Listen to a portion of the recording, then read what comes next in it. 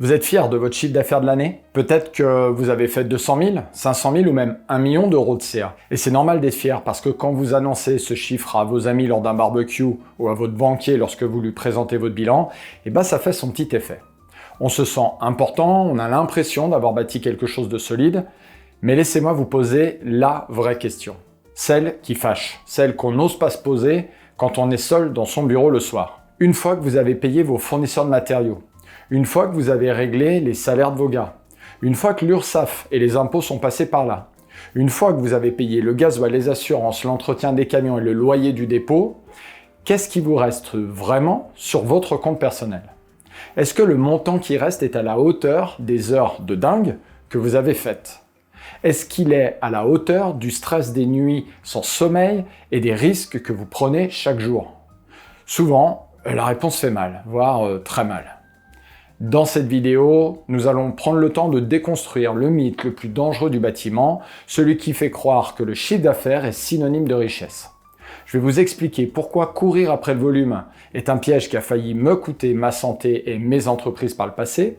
Et surtout, je vais vous donner la méthode précise, étape par étape, pour arrêter de brasser de l'air et enfin transformer vos chantiers en véritable rentabilité. Restez bien jusqu'au bout car ce que nous allons voir aujourd'hui peut vraiment vous faire passer un cap. Il y a une croyance tenace, presque une maladie, dans nos métiers du BTP. On pense que pour réussir, il faut grossir. On est conditionné à penser qu'une vraie entreprise du bâtiment, c'est une entreprise avec une flotte de camions garés devant, une équipe de 10-15 gars, voire plus, et des chantiers dans toute la région. Moi j'ai cru ça aussi en montant, dur comme fer. Je suis fils et petit-fils d'artisan, j'ai vu mon père travailler dur toute sa vie, et quand j'ai repris l'entreprise familiale de charpente il y a plus de 20 ans, après avoir passé quelques années à l'armée, j'avais cette ambition. Je voulais impressionner mon père, je voulais du volume, je voulais que ça tourne, je voulais être le plus gros du secteur dans mon domaine. Je pensais que si je faisais plus de devis, plus de chantiers, forcément je gagnerais plus d'argent. C'est mathématique, on est d'accord? Eh bien non, c'est l'erreur fatale. La réalité du terrain, celle que je vois tous les jours avec les artisans que j'accompagne dans mon programme, est très différente. J'ai vu des artisans travailler seuls ou avec un seul apprenti, faire un chiffre d'affaires modeste, disons 150 000 euros.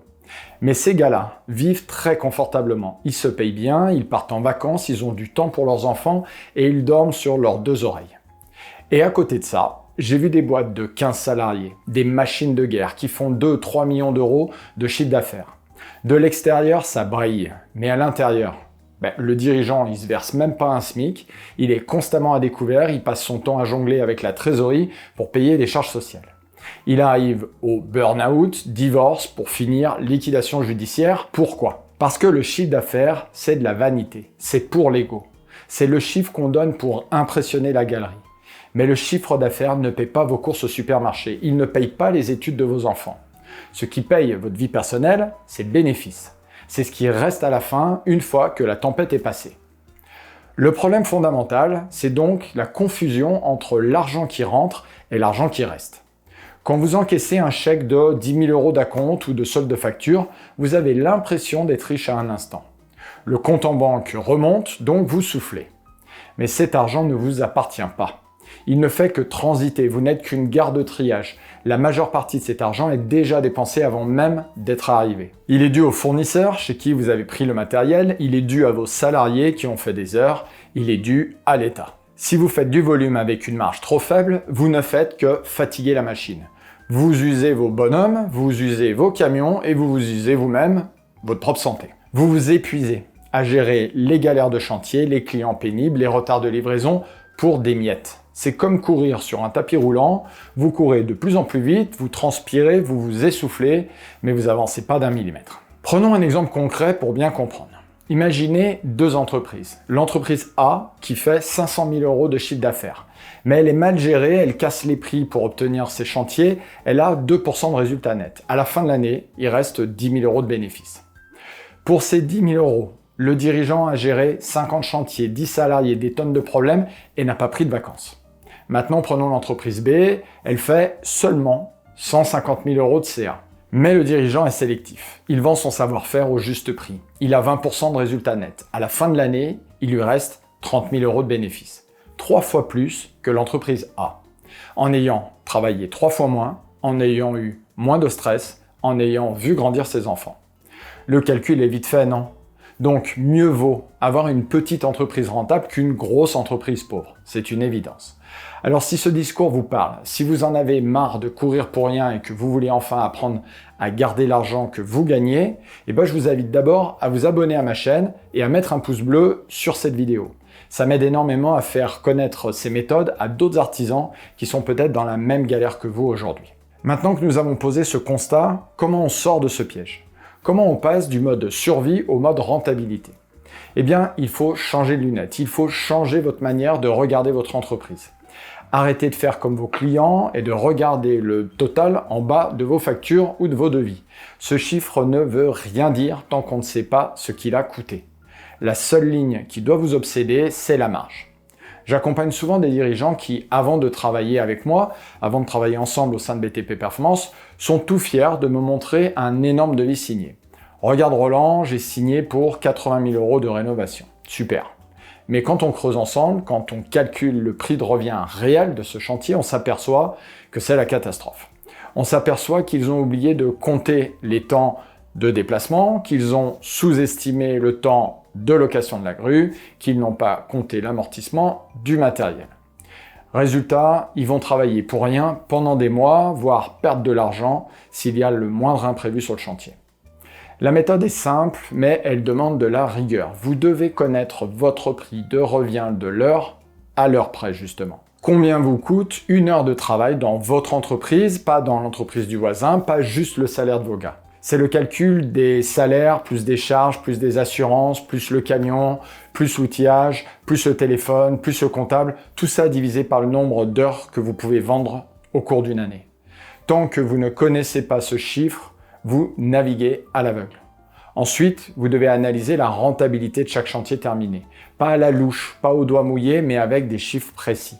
Combien j'ai devisé, combien j'ai passé d'heures réellement, combien m'ont coûté mes matières premières réellement.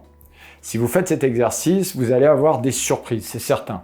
Vous allez vous apercevoir qu'un type de chantier particulier ou qu'un gros client historique vous apporte beaucoup de chiffre d'affaires, mais zéro marge. Peut-être que c'est ce constructeur qui vous donne beaucoup de boulot toute l'année, mais qui tire les prix vers le bas.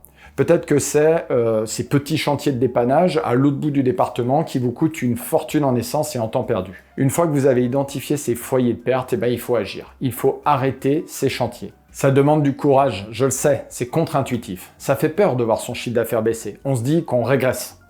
Mais si votre chiffre d'affaires baisse de 20% parce que vous avez viré les chantiers pourris, et que votre bénéfice, lui, double parce que vous avez gardé les bons, alors vous avez forcément tout gagné. Vous avez gagné de l'argent et vous avez gagné du temps. Du temps pour mieux préparer les autres chantiers rentables. Du temps pour vous former, ainsi que vos équipes, et du temps pour vous. Et c'est là qu'on touche au point le plus difficile. Ce n'est pas de la gestion, c'est de la psychologie. C'est le mental du dirigeant. Le plus dur, ce n'est pas de calculer une marge, c'est de savoir dire non. On a tous, nous les artisans, cette peur du vide. On a grandi avec l'idée qu'il ne faut jamais refuser du travail. On a peur que si on refuse un chantier, le téléphone ne sonnera plus, que le client va aller voir ailleurs et nous oublier évidemment. Alors, on remplit le planning avec n'importe quoi. On bouche les trous. Juste pour se rassurer, juste pour dire on a du boulot jusqu'à Noël, jusqu'à la fin de l'année, pour l'année prochaine, peu importe. Mais avoir du boulot et gagner de l'argent, ce sont deux métiers différents. Être débordé n'est pas un signe de réussite. C'est souvent un signe de mauvaise organisation ou de mauvaise tarification. Devenir un bon chef d'entreprise, c'est devenir sélectif. C'est accepter que vous n'êtes pas là pour servir tout le monde. C'est savoir dire non à un chiffre d'affaires toxique pour préserver sa rentabilité et sa santé mentale. C'est savoir dire non à ce client qui veut tout négocier, qui vous appelle le dimanche et qui vous paiera en retard.